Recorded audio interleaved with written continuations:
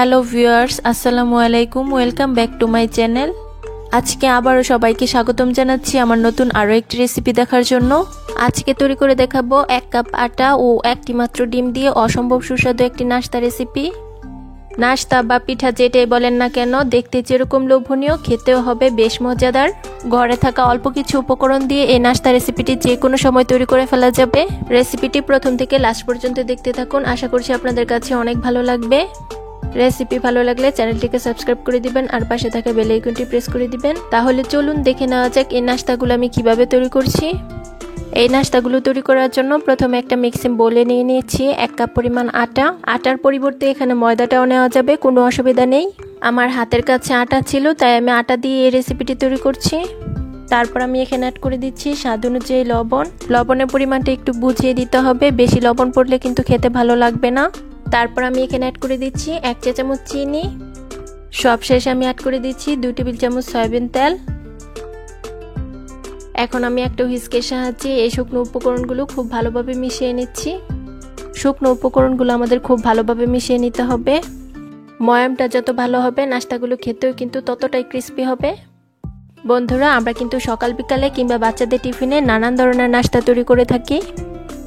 একদিন ডিম ও আটা দিয়ে এই ভিন্ন ধরনের নাস্তাটি তৈরি করবেন, আশা করছি ছোট থেকে বড় সবাই অনেক বেশি পছন্দ করবে। তো বন্ধুরা, দেখতেই পাচ্ছেন আমার কিন্তু শুকনো উপকরণগুলো খুব ভালোভাবে মেশানো হয়ে গিয়েছে। এখন আমি অল্প অল্প করে পানি দিয়ে একটা ডো তৈরি করে নেব। পানিটা কিন্তু একবারে দেওয়া যাবে না, অল্প অল্প করে দিতে হবে আর ডোটা তৈরি করতে হবে। আর এই ডোটা তৈরি করার জন্য আমি কিন্তু এখানে নর্মাল পানি নিয়েছি।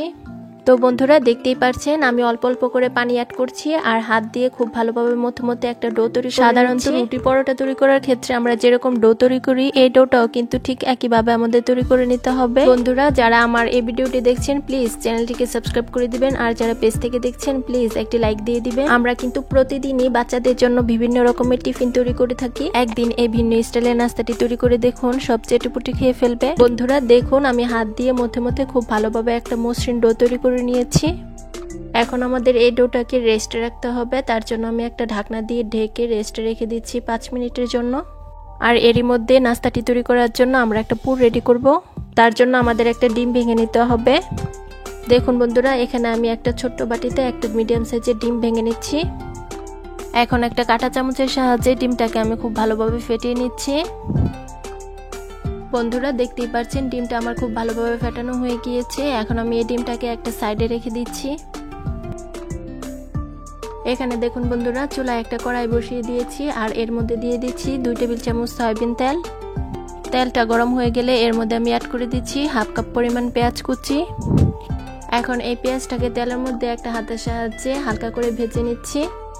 পেঁয়াজটাকে খুব বেশি লাল করে ভাজার কোনো প্রয়োজন নেই, শুধুমাত্র কাঁচা স্মেলটা চলে গেলেই হবে। বন্ধুরা, পেঁয়াজটা আমার ভাজা হয়ে গিয়েছে। এখন আমি এখানে অ্যাড করে দিচ্ছি 1/2 কাপ পরিমাণ গাজর কুচি। আর এই গাজরটাকে আমি একদম ঝিরি করে কুচি করে কেটে নিয়েছি। গ্রেটারের একদম চিকন সাইডটা দিয়ে আমি এই গাজরগুলোকে কুচি করে কেটে নিয়েছি। এখন আমি আবারও একটা হাতের সাহায্যে পেঁয়াজের সাথে এই গাজর কুচিগুলোকে কিছুক্ষণ ভেজে নিচ্ছি। কিছুক্ষণ ভেজে নেওয়ার পর আমি এখানে কিছু গুঁড়ো মশলা অ্যাড করব। ফার্স্টে আমি অ্যাড করে দিচ্ছি 1/4 টিস্পুন লবণ। তারপর আমি এখানে অ্যাড করে দিচ্ছি 1/2 চা চামচ মরিচের গুঁড়া। মরিচের পরিমাণটা যার যার স্বাদ অনুযায়ী দিয়ে নেবেন। তারপর আমি এখানে অ্যাড করে দিচ্ছি 1/4 চা চামচ ধনিয়া গুঁড়া, দিয়ে দিচ্ছি 1/4 চা চামচ জিরা গুঁড়া, দিয়ে দিচ্ছি 1/4 চা চামচ হলুদের গুঁড়া আর সবশেষে আমি অ্যাড করে দিচ্ছি 1 চিমটি গরম মশলা। এখন এই মশলাগুলো গাজর কুচি ও পেঁয়াজের সাথে খুব ভালোভাবে নেড়েচেড়ে মিশিয়ে নিচ্ছি। দেখতেই পাচ্ছেন বন্ধুরা, সবকিছু উপকরণ আমার নেড়েচেড়ে খুব ভালোভাবে মেশানো হয়ে গিয়েছে। এখন এই সবজিটা সিদ্ধ হওয়ার জন্য আমি এখানে খুব সামান্য পরিমাণ পানি দিয়ে দিচ্ছি। যেহেতু গাজরটাকে একদম ঝিরি করে কেটে নেওয়া হয়েছে, তাই সিদ্ধ হতে কিন্তু খুব বেশি সময়ের প্রয়োজন হবে না। তাই আমি এখানে খুব অল্প পরিমাণ পানি দিয়ে একটা ঢাকনা দিয়ে ঢেকে দিচ্ছি 5 মিনিটের জন্য। ফিরে এলাম 5 মিনিট পর। এখন ঢাকনাটাকে তুলে নিচ্ছি। দেখুন বন্ধুরা, পানিটা কিন্তু একদমই শুকিয়ে গিয়েছে। এখন আমি আবারও হাতা দিয়ে খুব ভালোভাবে নাড়াচাড়া করে নিচ্ছি। আর বন্ধুরা, গাজরটাও কিন্তু আমাদের সিদ্ধ হয়ে গিয়েছে। এখন আমি আগে যে ডিমটা ভেঙে রেখেছিলাম সেটাকে এখানে অ্যাড করে দিচ্ছি। এখন একটা হাতার সাহায্যে খুব ভালোভাবে নেড়েচেড়ে গাজরের সাথে মিশিয়ে নিচ্ছি। আর এই ডিমটা হতে কিন্তু আমাদের খুব বেশি সময় লাগবে না। হাতার সাহায্যে নাড়তে নাড়তেই কিন্তু ডিমটা ভাজা হয়ে যাবে। দেখতেই পাচ্ছেন বন্ধুরা আমার কিন্তু ডিমটা ভাজা হয়ে গিয়েছে আর এরই মধ্যে কিন্তু আমাদের পুরটাও রেডি হয়ে গিয়েছে। এখন আমি চুলাটাকে বন্ধ করে দেব আর এই পুরটাকে একটা প্লেটে তুলে নেব। বন্ধুরা দেখুন আমি পুরটাকে একটা প্লেটে তুলে নিয়েছি। এখন আমরা নাস্তাগুলো তৈরি করতে চলে যাব। এখানে দেখুন বন্ধুরা আগে যে আমরা ডোটা তৈরি করে রেখেছিলাম সেটা কিন্তু এখন অনেকটাই সফট হয়ে গিয়েছে। আজকের নাস্তাগুলো তৈরি করার জন্য আমাদের একটা রুটি তৈরি করে নিতে হবে। তার জন্য এই ডোটাকে একটা বোর্ডের উপর নিয়ে নিচ্ছি। তারপর এই ডোটাকে কিছুক্ষণ মথে নিচ্ছি আর মথে নেওয়া হয়ে গেলে এটাকে আমি গোল শেপ দিয়ে দিব। তারপর আবারও একটা বোর্ডের উপর নিয়ে অল্প একটু ময়দা ছিটিয়ে নিচ্ছি। এখন একটা বেলুন দিয়ে বেলে বড় সাইজের একটা রুটি তৈরি করে নিচ্ছি।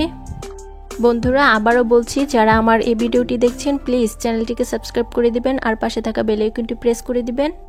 আর আমার অনেক বন্ধুরাই আছেন যারা ভিডিও দেখেন কিন্তু লাইক দিতে ভুলে যান, প্লিজ একটি লাইক দিয়ে দিবেন। আর বন্ধুরা অনেকেই আছেন একই রকম কমেন্ট করেন, মানে এক কমেন্ট বারবার করেন, এতে কিন্তু ভিডিও রিচ অনেক কমে যায়। যাকে কমেন্ট করবেন তার ভিডিও রিচ কমবে, প্লাস আপনার নিজের ভিডিও রিচ কমবে। তাই এই ধরনের কমেন্ট করা থেকে আমাদের অবশ্যই বিরত থাকতে হবে। তো বন্ধুরা দেখতেই পাচ্ছেন আমি একটা বড় রুটি বেলে নিয়েছি। এখন রুটিটাকে একটা চাকু দিয়ে স্কোয়ার শেপে কেটে নিচ্ছি। প্রথমে আমি সাইডের অংশগুলো কেটে বাদ দিয়ে দিচ্ছি, তবে এগুলো কিন্তু আমি একেবারে বাদ দেব না, এগুলো দিয়ে আমি পরবর্তীতে আবার নাস্তা তৈরি করব।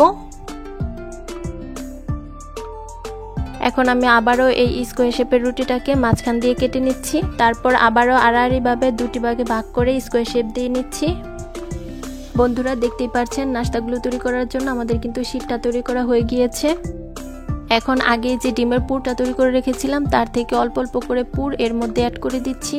আমি 1 চামচ পরিমাণ করে পুর এর সবগুলোর মধ্যে অ্যাড করে দিচ্ছি। বন্ধুরা দেখতেই পাচ্ছেন সবগুলোর মধ্যে আমার পুর অ্যাড করা হয়ে গিয়েছে। এখন এই নাস্তাগুলো তেলের মধ্যে দেওয়ার পর যেন খুলে না আসে তার জন্য আমি অল্প অল্প করে পানি লাগিয়ে নিচ্ছি। এখন আমরা এই নাস্তাগুলোকে ফোল্ড করে নেব, তার জন্য এক সাইড দিয়ে মুড়িয়ে নিচ্ছি। তারপর আমি হাত দিয়ে চেপে চেপে মুখটাকে বন্ধ করে দিচ্ছি। নাস্তাগুলো ফোল্ড করা কিন্তু খুবই সহজ, দেখেই কিন্তু বোঝা যাচ্ছে। তো বন্ধুরা দেখতেই পাচ্ছেন আমার কিন্তু একটা নাস্তা ফোল্ড করা হয়ে গিয়েছে। আর একইভাবে বাকি সবগুলো নাস্তা আমি ফোল্ড করে নেব। সবগুলো নাস্তা ফোল্ড করা দেখালে ভিডিওটা অনেক বেশি লং হয়ে যাবে, তাই আমি নাস্তাগুলো ফোল্ড করে তারপর আমি আপনাদেরকে দেখাচ্ছি। বন্ধুরা দেখুন আমার সবগুলো নাস্তা ফোল্ড করা হয়ে গিয়েছে। আমি একটি আপনাদেরকে কাছ থেকে দেখিয়ে দিচ্ছি। চাইলে কিন্তু এভাবেও নাস্তাগুলো তেলে ভেজে সার্ভ করা যাবে, কিন্তু নাস্তাগুলো আরো বেশি আকর্ষণীয় দেখানোর জন্য আমি একটা কাঁটা চামচের সাহায্যে সাইড দিয়ে একটু ডিজাইন করে দিচ্ছি। এটা একদমই অপশনাল, আপনারা চাইলে কিন্তু স্কিপ করতে পারেন। তো বন্ধুরা দেখতেই পাচ্ছেন আমার একটি নাস্তা ডিজাইন করা হয়ে গিয়েছে। আর একইভাবে বাকি সবগুলো নাস্তার ডিজাইন কাঁটা চামচের সাহায্যে আমি করে নিচ্ছি। বন্ধুরা দেখতেই পাচ্ছেন সবগুলোকে আমি কাঁটা চামচের সাহায্যে ডিজাইন করে নিয়েছি। এখন আমি এগুলোকে একটা প্লেটে তুলে নিচ্ছি আর একই প্রসেসে বাকি নাস্তাগুলো আমি তৈরি করে নেব।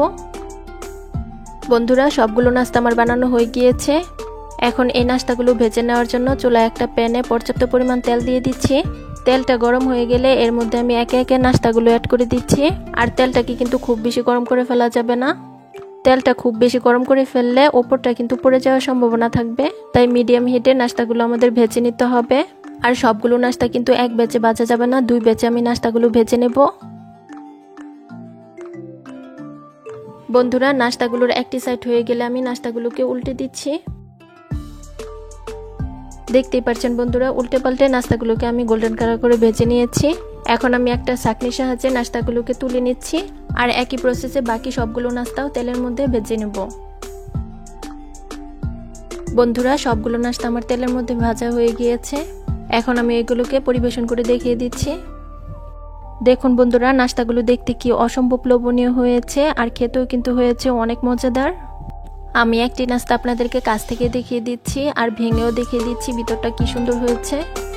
অবশ্যই একদিন বাসায় একবার ট্রাই করে দেখবেন, আশা করছি আপনাদের কাছে অনেক ভালো লাগবে। রেসিপি ভালো লাগলে চ্যানেলটিকে সাবস্ক্রাইব করে পাশে থাকা বেল আইকনটি প্রেস করে দিবেন। ধন্যবাদ সবাইকে, আল্লাহ হাফেজ।